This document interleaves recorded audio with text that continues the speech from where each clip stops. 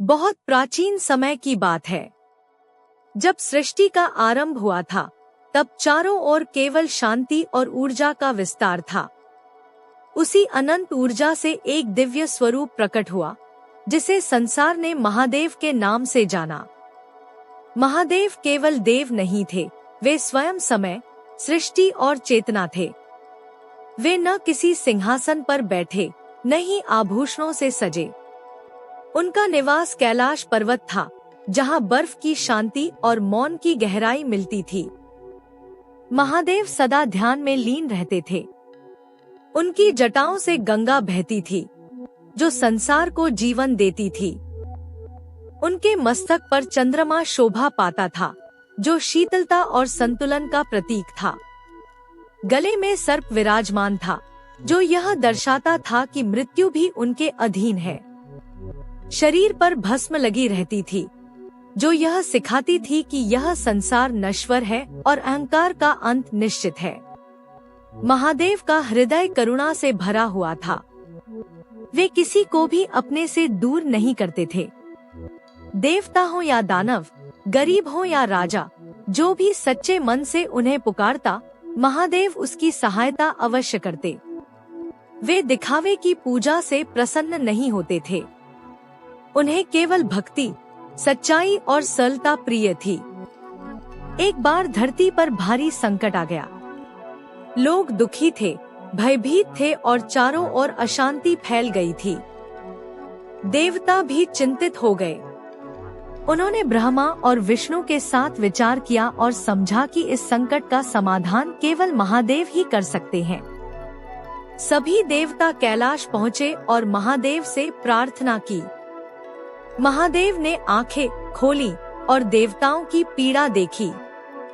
उन्होंने बिना किसी प्रश्न के संकट को अपने ऊपर लेने का निर्णय कर लिया। जब समुद्र से विष निकला और उससे सृष्टि के नाश का भय उत्पन्न हुआ, तब महादेव ने उस विष को अपने कंठ में धारण कर लिया। उन्होंने उसे भीतर नहीं जाने दिया, ताकि सृष्टि सुरक्षित रहे। उसी समय उनका कंठ नीला हो गया और वे नीलकंठ कहलाए।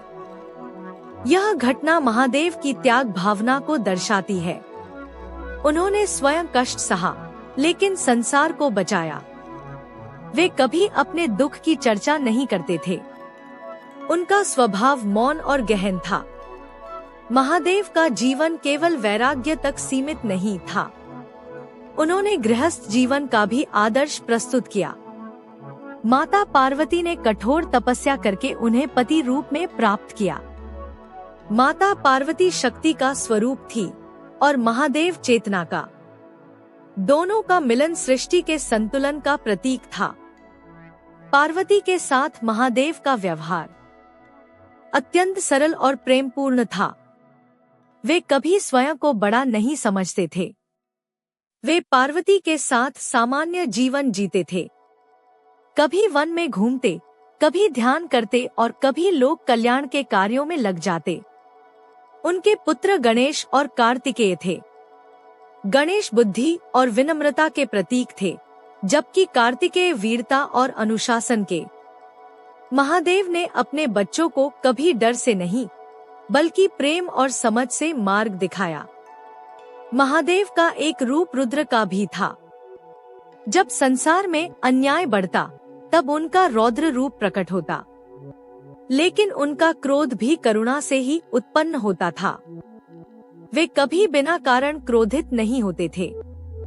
उनका विनाश भी सृजन के लिए होता था।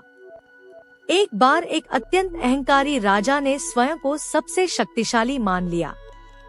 उसने गरीबों पर अत्याचार किए और संतों का अपमान किया। जब किसी ने उसे महादेव का स्मरण करने को कहा, तो उसने उपहास किया। तब महादेव एक साधारण योगी के रूप में उसके द्वार पहुँचे। राजा ने उस योगी का अपमान किया। महादेव शांत रहे। उन्होंने राजा को समझाया कि शक्ति का घमंड विनाश का कारण बनता है, लेकिन राजा नहीं माना। तब महादेव ने उसे उसका सत्य दिखाया।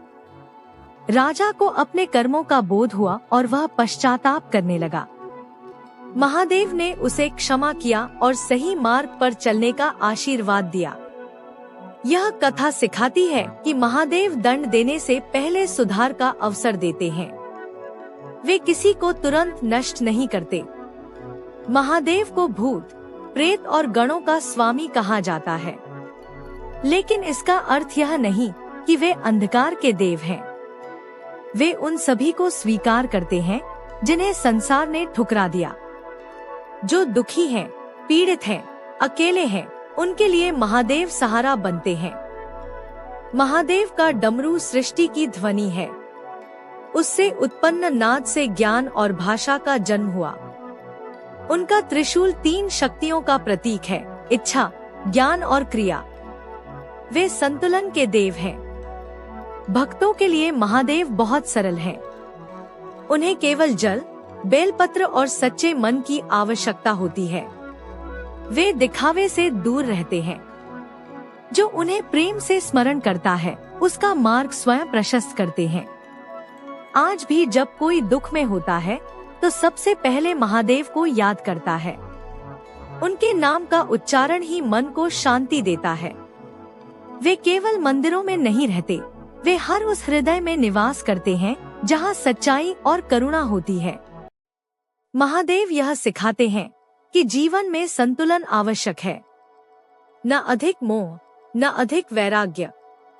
कर्तव्य निभाते हुए भी भीतर से मुक्त रहना ही सच्चा योग है।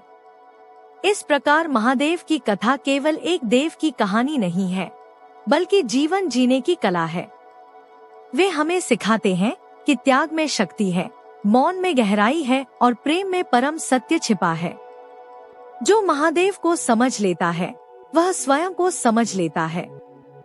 जो उनके मार्ग पर चलता है, उसका जीवन सरल, शांत और अर्थपूर्ण बन जाता है। हर हर महादेव।